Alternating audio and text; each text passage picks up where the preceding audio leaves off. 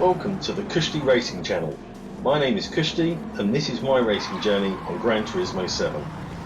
If you're new here, welcome, and if you're not, welcome back. In this video you'll see how I go from last to first, well, sort of, in Daily Race B using the Group 4 Subaru WRX over 5 laps at Deep Forest Raceway on the mandatory racing medium tyres. So without further ado, let's get into it. So as you can see here, we're starting P16. We have set a 1:36.2, but that was accidental. I was trying not to set a lap time, but in setting up all the video recordings, I accidentally set a 1:36.2.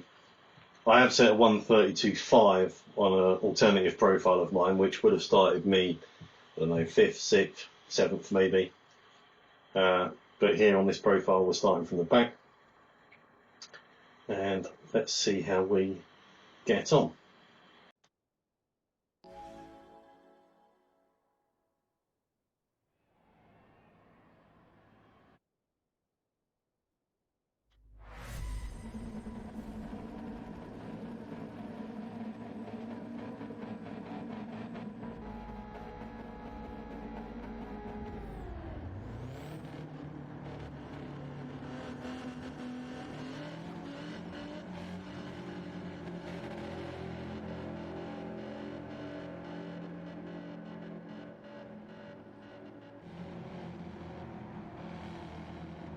So as we come down to the start-finish line for the start of the race, my first thought is, let's just try and get through the first lap unscathed. So it's important that we stay with 15th, and obviously if there is an opportunity to get past, then we obviously need to take it, but at the moment, let's just settle in, find our rhythm. Here's only 5 laps, mind you, so got to try and make headway relatively quickly. Using all of the road here. Slight ease off into this right-hander. Down into 3rd gear. All of the road there as well. Seem kicking up a bit of dirt, as do we.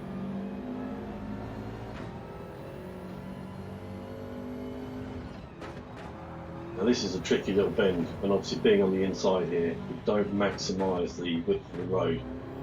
Compromise our exit slightly, but we are in the slipstream.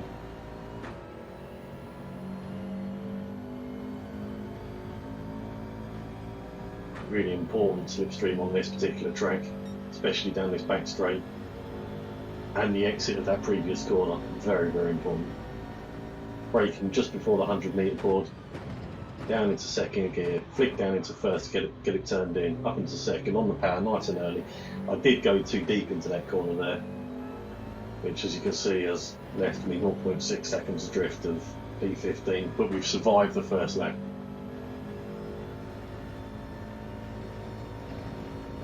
And as you can see, those two weren't so fortunate, nor those two, nor that one who we end up hitting. We've now got front bumper damage. But already, beginning of the 2nd lap, we're up into P11, so we've gained 5 places. No overtakes, all freebies.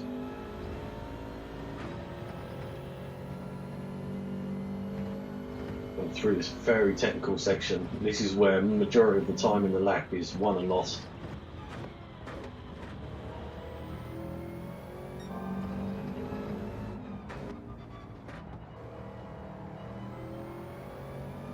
Another one gone there, that's Sparks. He's an A+ rated driver, I believe.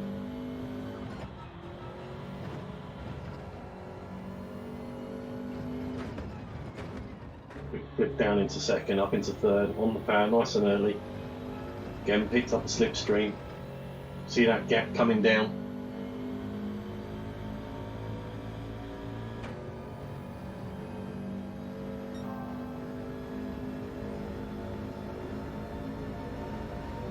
Again, braking just before the 100-metre board.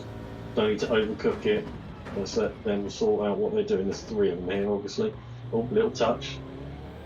just to let him know I'm there.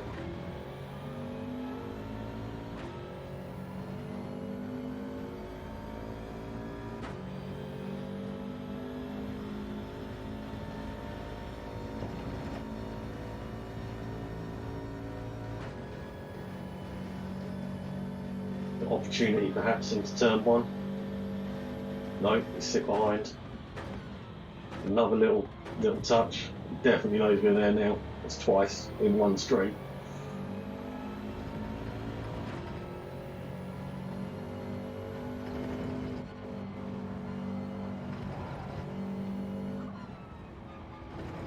And a third little touch there. We're knocking on his door, so to speak. Let him know that we've got more speed, we can get past, we can do with getting past. And a little bit of breathing room there. Take the inside line. He leaves us enough room, so fair play to him. Nice clean driving. But now he's got our slipstream down this back straight.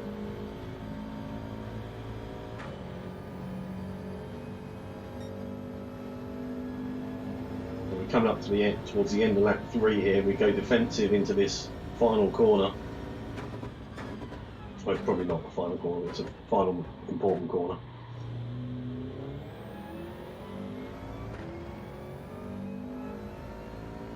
And we're safe in P9.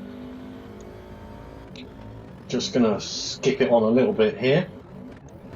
See, we're now 1.9 seconds behind 8th. Got a fairly big gap, 0.7 seconds to the car behind, so should be no threat to this final hairpin. 2 cars, still 3 cars in front, battling it out. Should give us the chance to catch up. Although they pulled away a little bit. Coming down towards the end of the 4th lap now, and on to the final lap.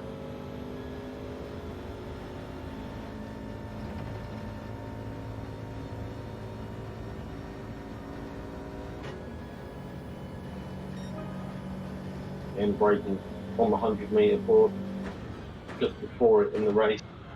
Get that all sort of wrong in that corner there.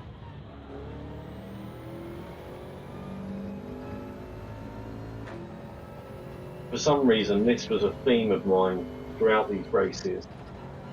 Final lap, making mistakes, feeling the pressure, and ultimately getting a penalty.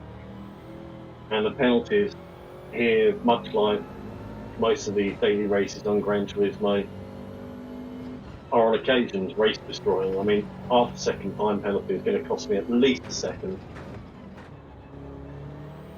So I know now this penalty is going to highly likely to lose me P9. Nothing I can do about it.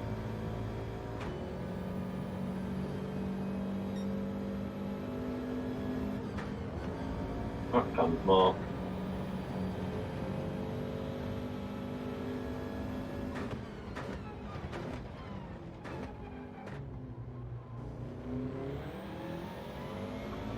And let's come down the final straight toward the finish line.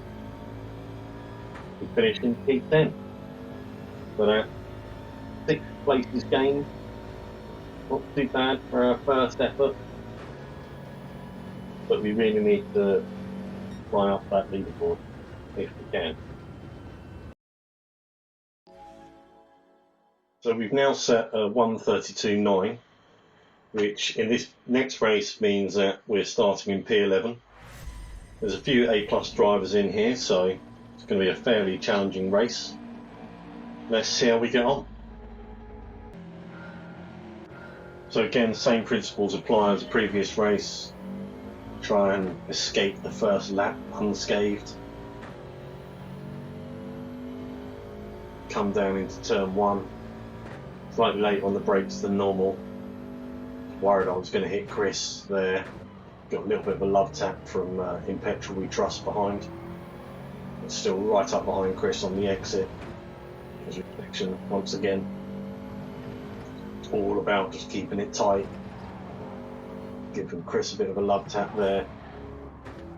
Go to the inside because we think in petrol we trust is going to come up the inside again. We get a bit of a love tap that time. Right up behind Chris. Don't want to be too close that we're obviously destroying his race, but close enough to make a move if the opportunity arises. Exit speed here is important. We've got in a slipstream. We want to go up that left side again, but can't. We're going to have to look to the right side. Down this back straight. We're picking up a little bit of toe from Kerr, who I think is in third place, but someone's got a penalty there. Chris moves to the right side, enables us to move up to the left, and Garp is inside into the hairpin. We leave him space on the exit as he comes back at us now. Now, in an ideal world, these cars in front would be keeping further to the left, putting us in their slipstream, not Chris. Which is kind of what happens here. Well, not kind of, it's exactly what happens here. And that gives us, if you look on the radar, just about a car length's advantage going into turn one, where we gain another place as someone goes very wide there. That's not the ideal line. Up into P8 now.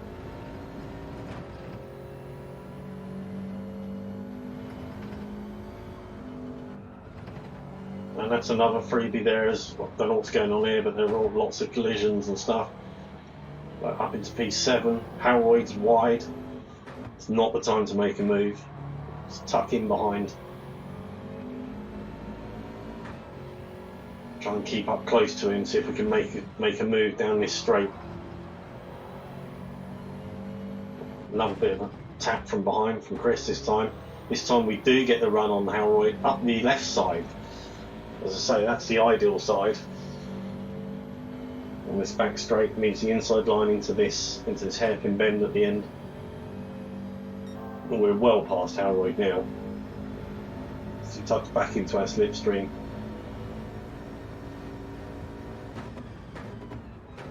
And again, we can afford to go a bit wider on the exit this time, no one there. But Harold is now in our slipstream as we come down to complete the second lap. Keeping tight to the left because we want this inside line covered into the first corner. I think there may have actually been a little bit of contact there which didn't help Harold at all. Still going to have a go, but as he has a go, so does Chris. We get a little bit of a tap from Chris. Got a bit deeper into that corner along with a bit too much grass on the inside. Chris is up the outside, or what is the outside now. Harold looks up the inside, but we cut that off.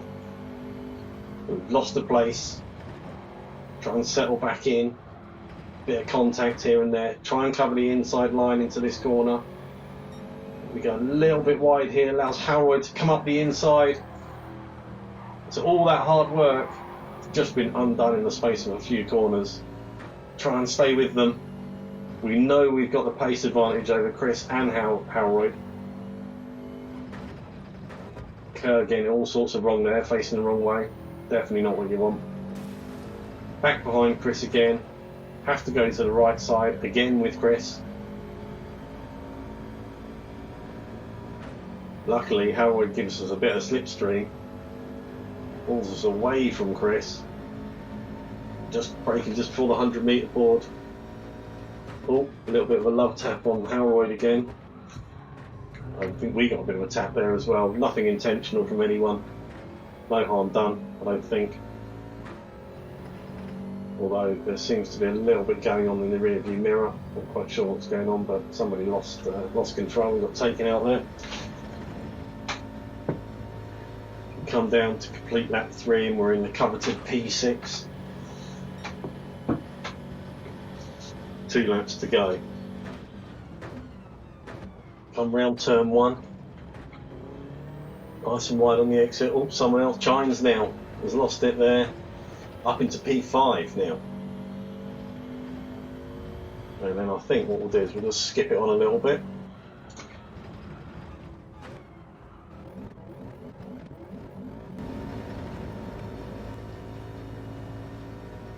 As as we come down now to start the final lap. 0.6 seconds behind Howroyd into turn 1. Nice and calm into here. And gaining on him. 0.5 seconds off Howroyd now. I want to put the pressure on him. He's got a bit wide there. Right up behind him now, 0.3 seconds. And we've just overcooked it a bit there. I think that's a penalty. Half-second penalty. That's going to cost us a whole second now down this back straight. So we've got to try and push now, get ahead of Chris, get more than a second ahead of Chris, which we're just right on the cusp of doing. Really got to push on. Don't want to slow down too much here, and in doing so, end up going wide. And I think that's another penalty there. If it is, which it is, I know it's only a second penalty, that's going to cost us 2 seconds. And it's highly likely, well, it's not highly likely, it's definitely going to cost us P5. Luckily, I think P7's far too far behind to catch us up. 4 seconds behind, we're okay. I'm going to come out the final corner in P6. And that is where we'll end up.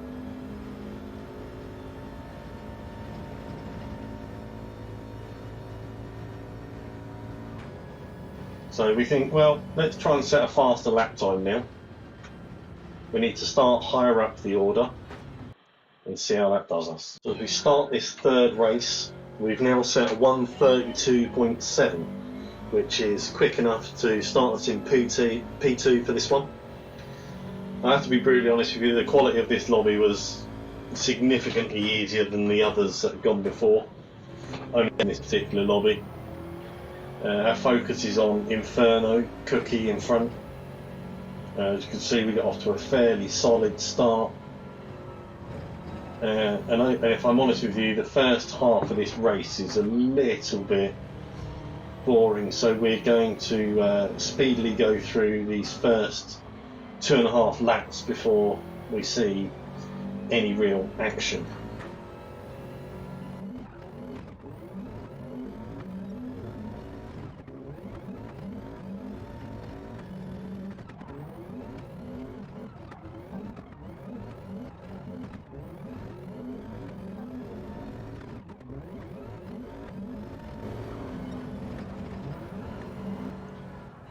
And just as we start the third lap, we're through this technical section, we notice Inferno getting slightly out of shape there, still 1 second back off the lead.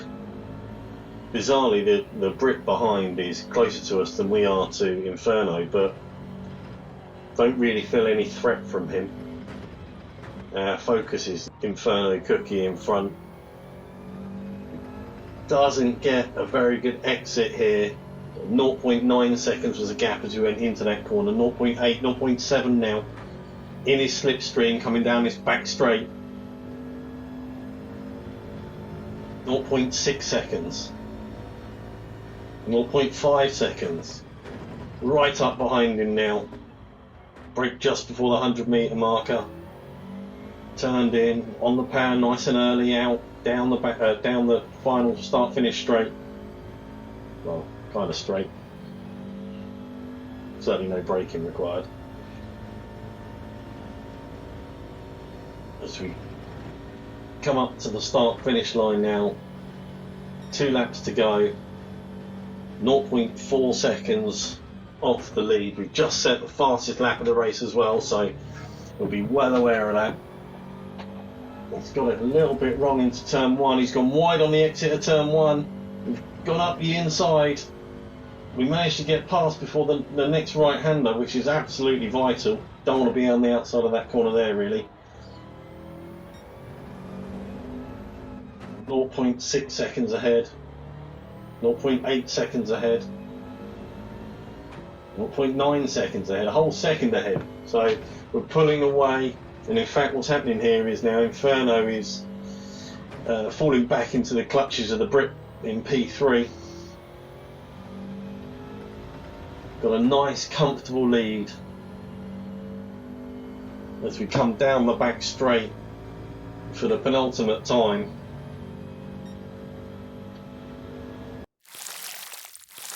And don't forget, if you've enjoyed this video, to give us a like, and if you want to see more content from me, really appreciate it if you could hit the subscribe button as well. See a new channel, all the every like and every subscriber is most welcome. Come back down now, across the start finish line for the final time. Given what's gone before, all I'm thinking here is don't make a mistake on the final lap. There is absolutely no need to push. Inferno is not a second a lap quicker than you. Don't need to push too hard. Just keep it nice and clean all through this final lap. And of course we've got form. Quite nice lines through here. Although not particularly quick. So 26.2 for the first sector. I've been setting 25.5s in qualifying, so that's significantly slower obviously. Just to keep it nice and clean, that gap's coming down 0.7 seconds.